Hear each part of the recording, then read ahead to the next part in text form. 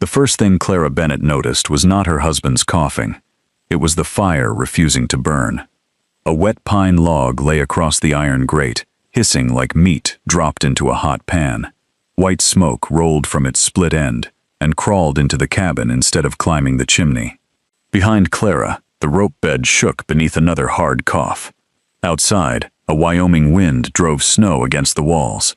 Inside, the only wood they had left was wet. Clara dropped to her knees and pushed another handful of dry grass beneath the log. The flame caught for a moment. Then water bubbled from the wood and killed it. She turned toward the bed. Samuel's face looked pale beneath the candlelight. His mouth opened for another breath, but very little air seemed to come. That was when Clara understood something she would remember for the rest of her life. A family could own acres of timber and still freeze beside a dead fire. And before this story is over, the neighbors who laughed at what Clara built would stand outside that same strange building, asking her to open the doors. But on that January night in 1880, Clara had no building. She had one cold cabin, one sick husband, and 30 feet of snow-covered ground between herself and the woodpile. The canvas over that pile had torn loose weeks earlier. Samuel had meant to repair it. Clara had reminded him. Then work got in the way. Snow followed. The drifts grew deeper. Soon the wood disappeared beneath them. Now Clara pulled on her coat and opened the cabin door. Wind struck her so hard that she grabbed the frame. Snow reached above her knees. She bent forward and pushed toward the buried pile with a shovel in both hands.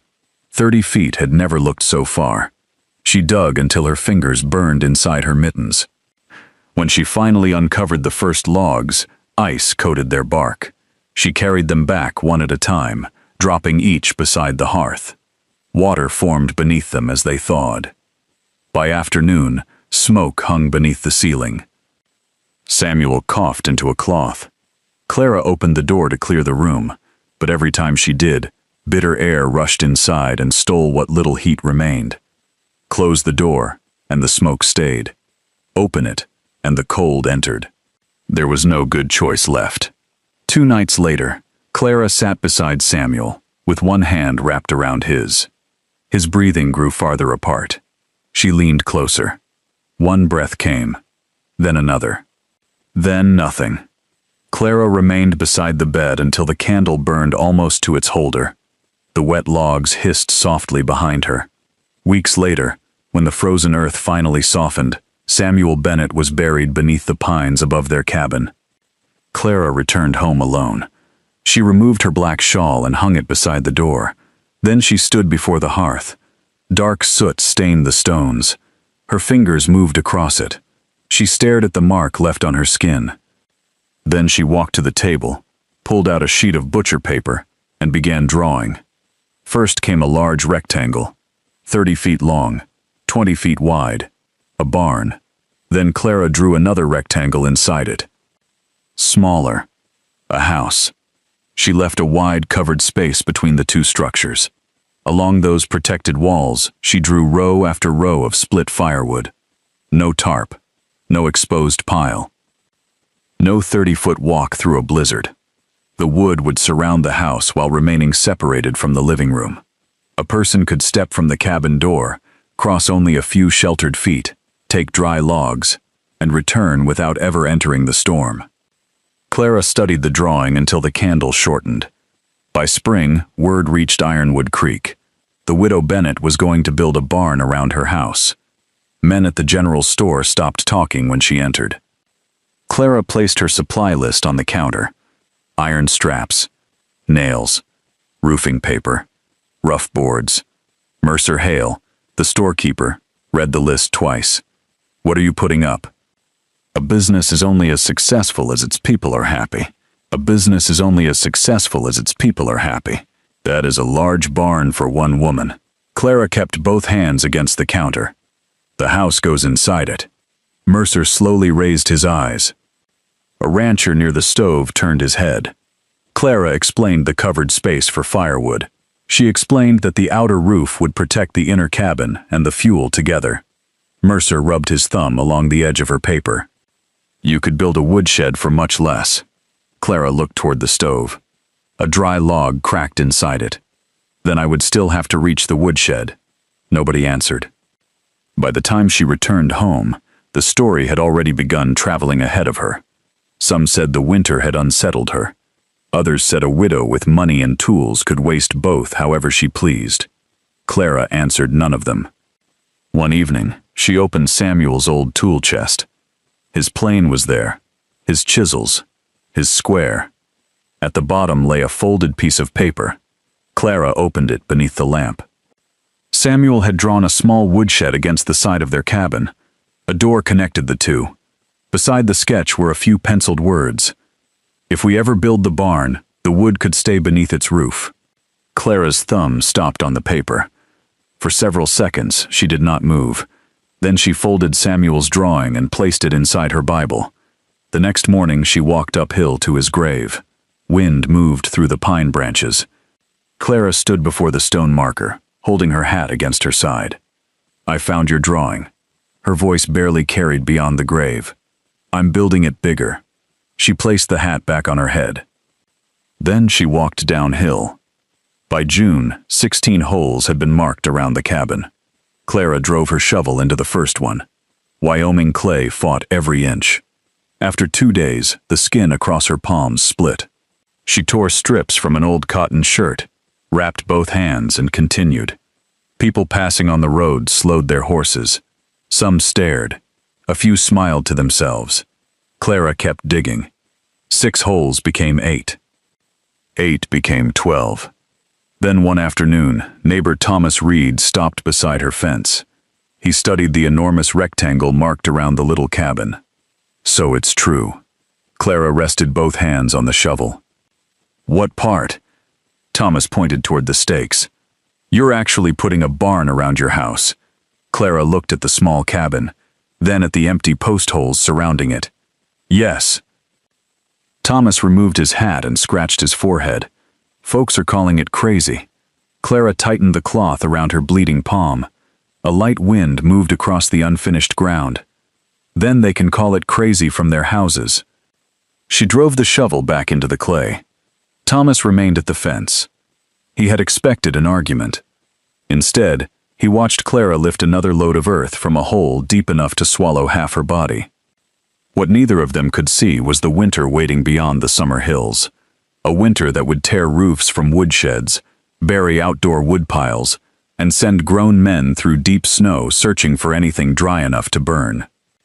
And when that winter arrived, people would remember exactly where the crazy widow had stacked hers. By the first week of July, the holes around Clara Bennett's cabin looked like dark wells cut into the earth. 16 of them, each 3 feet deep. Beside them lay stripped pine posts, some nearly twice Clara's height, and far too heavy for her to raise with her arms alone. That problem kept her awake for 2 nights. On the 3rd morning, she built a tripod. 3 long poles met above the first hole. A pulley hung beneath them. Clara wrapped rope around the pine post and ran the loose end toward her bay mare, Molly. She checked every knot, then checked them again. "Walk." Molly stepped forward. The rope tightened. The pine timber dragged across the dirt, lifted at one end, then slowly rose toward the sky. Clara kept one hand on the guide rope. "Easy." The post swung over the hole. She lowered it. The base struck the clay with a deep wooden thump. Clara tied off the rope and checked the post with a homemade plumb line. It leaned. She adjusted it. Checked again. Still wrong. She pulled earth away from one side and packed stones beneath the other. Still wrong. So she raised the entire post and set it again. A rider had stopped at the road. Then another. Neither offered a word. By evening, 3 people had watched Clara reset the same timber. The next morning, the general store had a new story. The widow building a house inside a barn had spent nearly a whole day correcting one post because it leaned less than a man could notice from the road. Some laughed. An older carpenter sitting near the stove did not. He put down his coffee.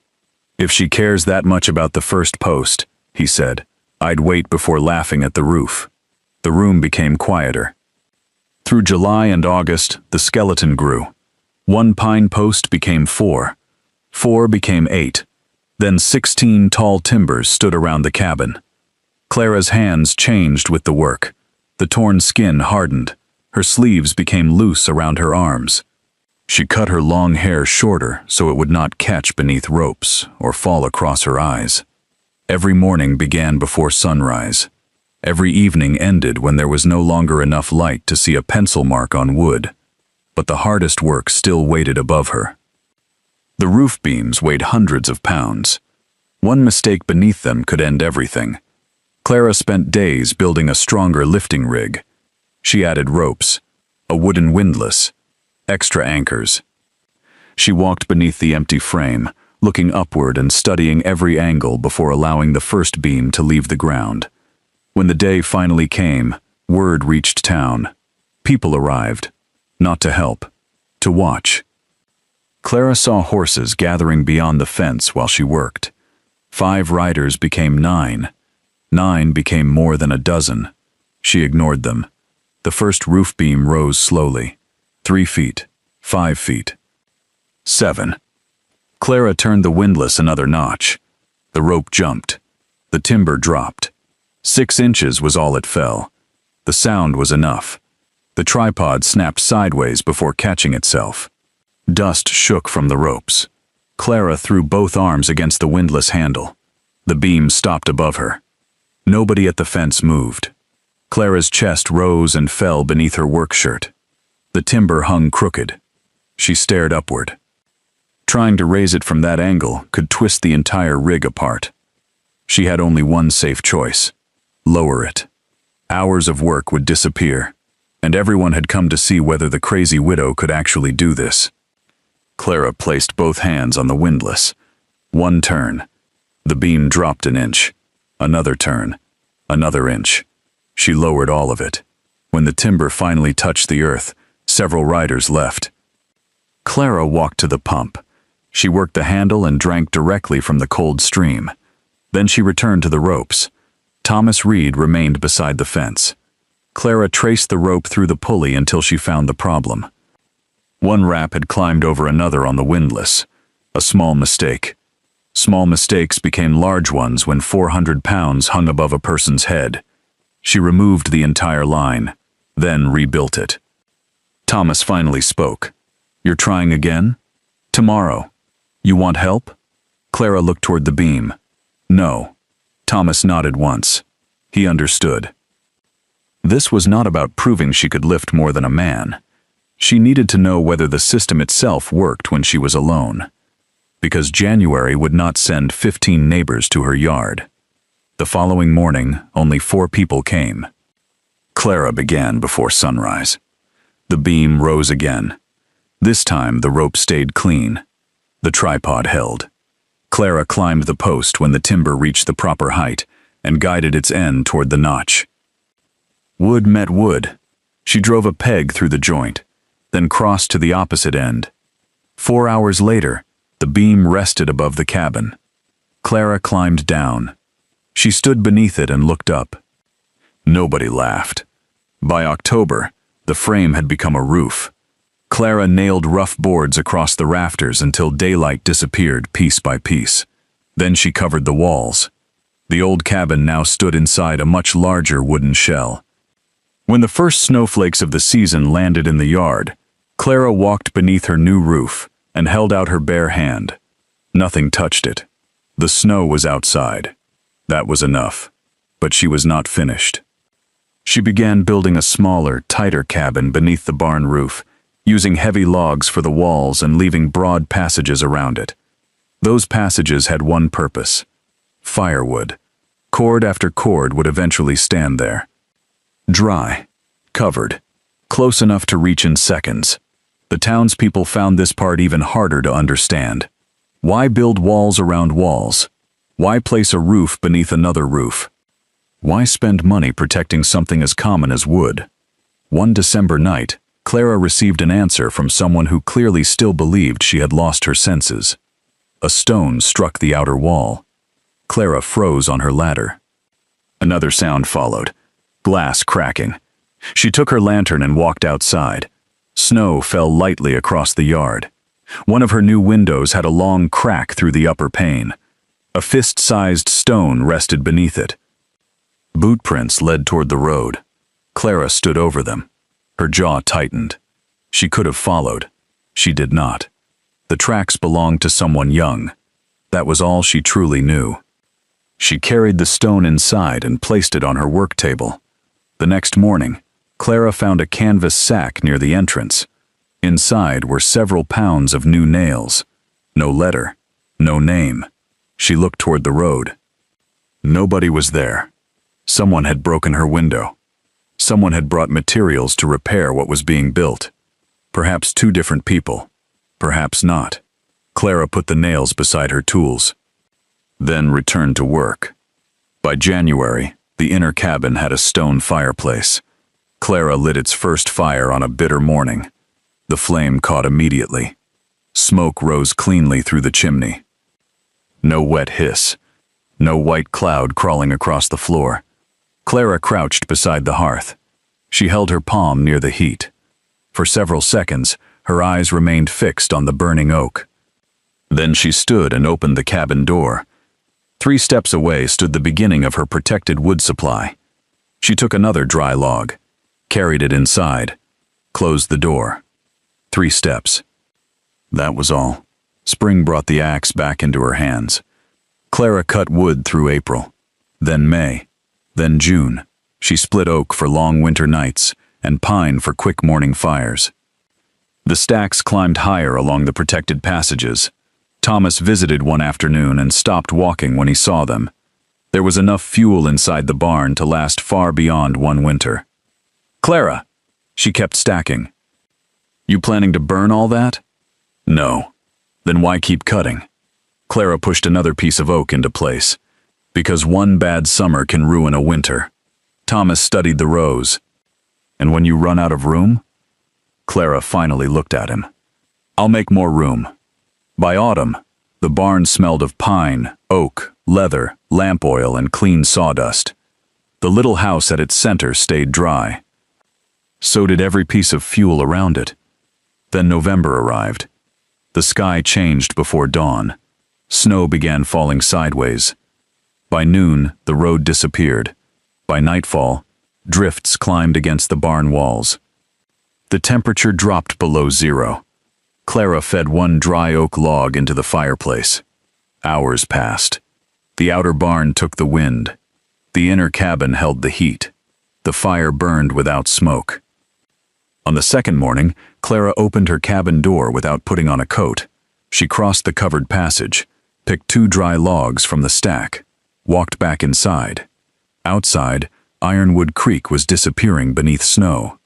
Woodshed roofs were beginning to buckle. Canvas covers were tearing loose. Woodpiles were vanishing beneath drifts.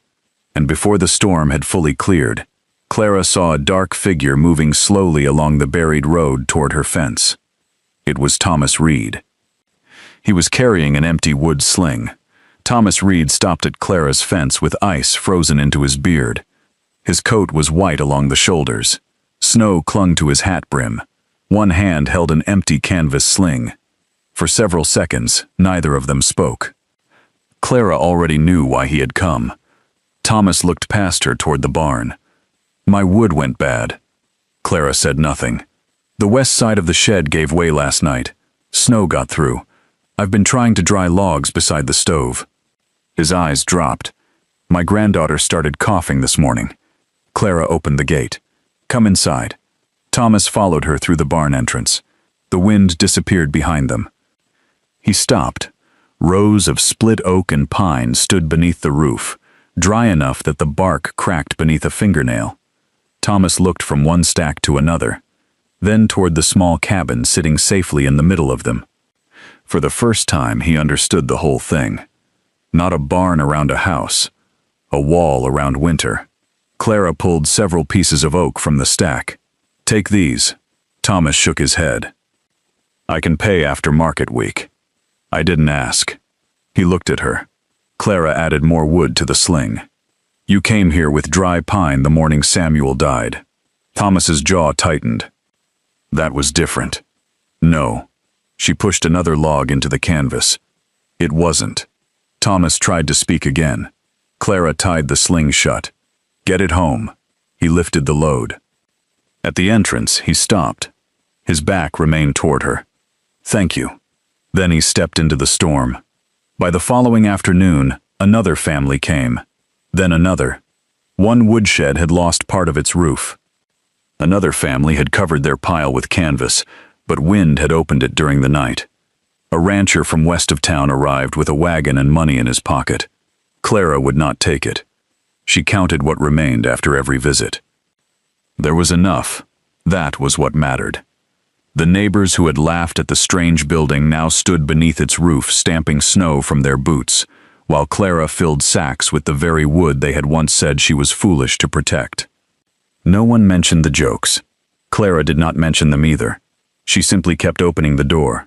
By January, the cold became worse. For more than a week, the temperature stayed below zero. People began burning wood faster than they had planned. Smoke thickened above several homes in Ironwood Creek. Clara could tell which houses were using wet fuel before she reached them. Clean smoke disappeared quickly into the winter air. Wet wood left pale clouds hanging low over a roof. One afternoon, Hattie Hale arrived at the barn. She did not bring bread this time. She came without a basket. That alone told Clara something was wrong. "A boy is missing." Clara stopped stacking wood. "Whose?" "Josiah Parker's." Clara knew the name. A thin farmer who lived beyond the western road. His wife had died the winter before. Hattie stepped closer. "The boy is 18, Daniel. He left 3 days ago." "Why?" "No one knows." Hattie looked toward Clara's window. Then she lowered her voice. "There is something else. There is something else."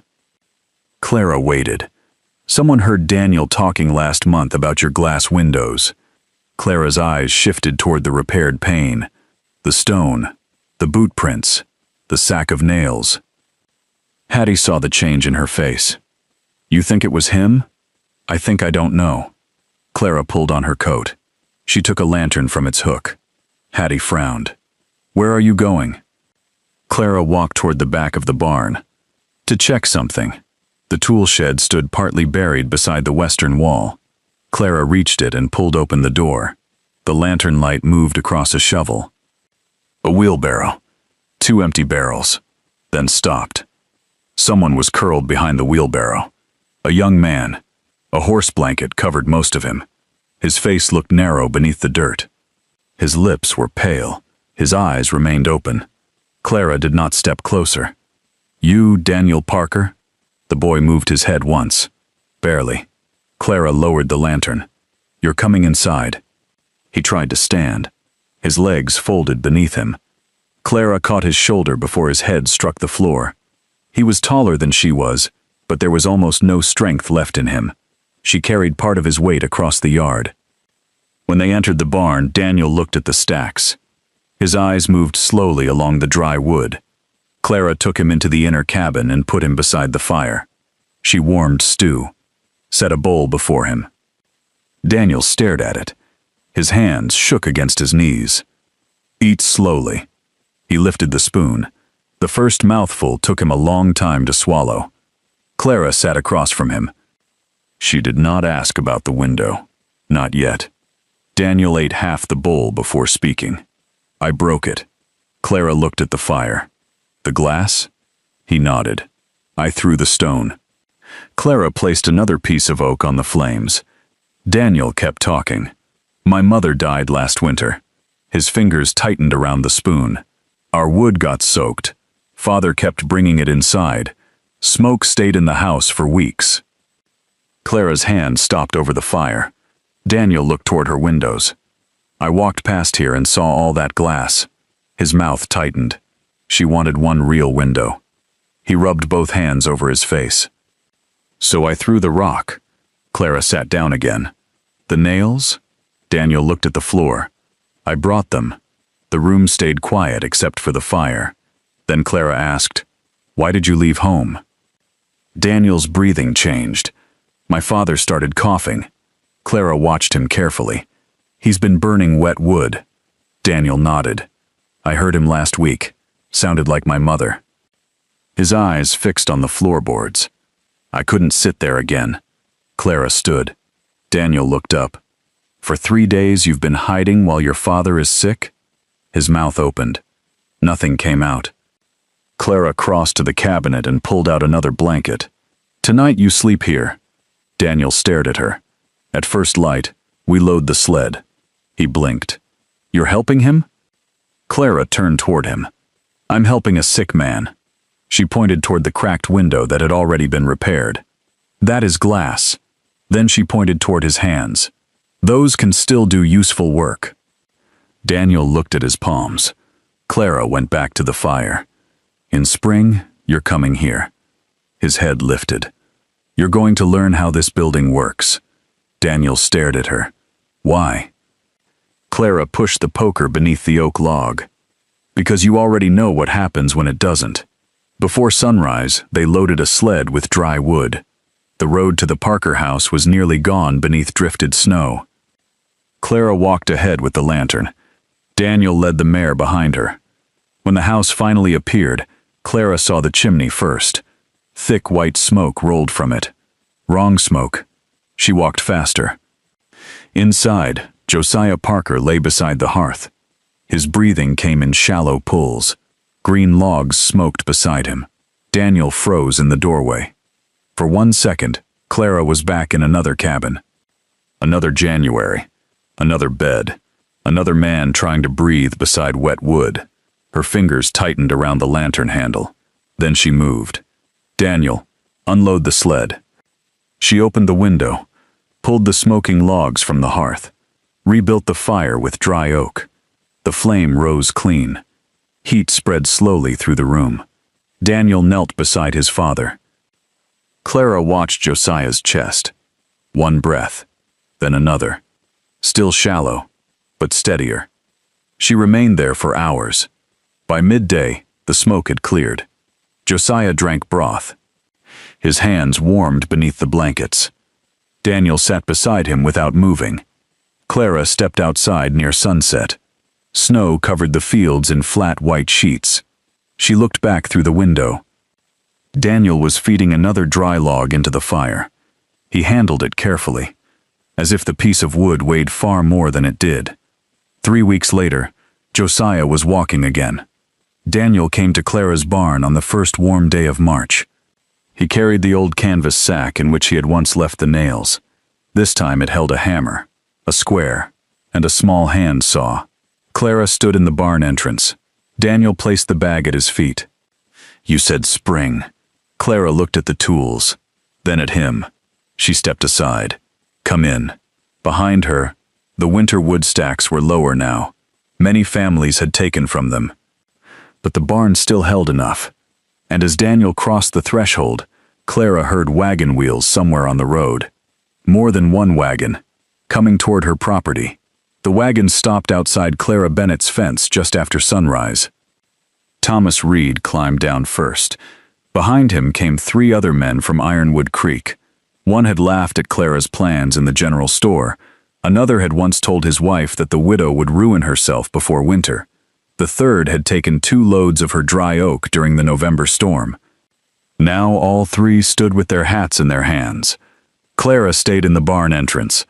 Daniel Parker stood several feet behind her with his new hammer hanging from his belt.